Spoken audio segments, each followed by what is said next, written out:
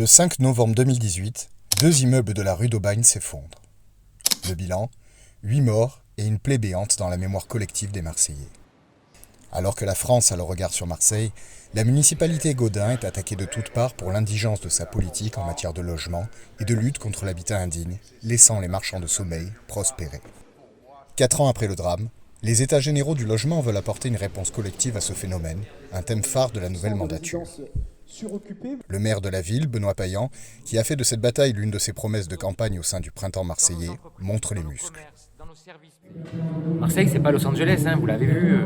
À Marseille, il faut le foncier, c'est-à-dire le terrain.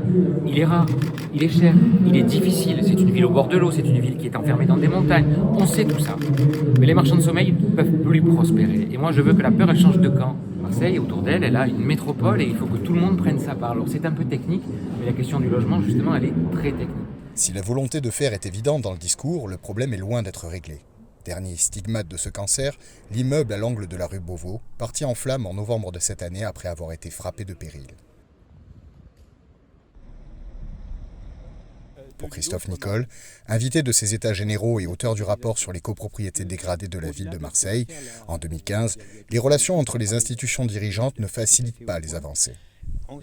Mon rapport préconisait la mise en place d'une Orcode qui avait été acceptée en interministériel à Matignon à l'époque. Donc le comité interministériel avait décidé de mettre en place une ou plusieurs Orcodes sur Marseille pour traiter toutes les copropriétés dégradées. Et puis, force est de constater que rien n'a été fait du fait des chicayas locales. Pour autant, cette question qui met en exergue la cruelle inégalité de l'accès au logement ne peut plus être mise sous le tapis par le gouvernement. Après les visites succinctes de Julien Denormandie, alors ministre du Logement ces derniers mois, c'est au tour de son successeur Olivier Klein de venir tâter le terrain pour la première fois à Marseille. En compagnie de Benoît Payan, du vice-président à la métropole ex-Marseille délégué au logement David Itier, Olivier Klein a pu prendre la mesure du chantier à accomplir, notamment sur l'îlot Hoche, sujet à réhabilitation.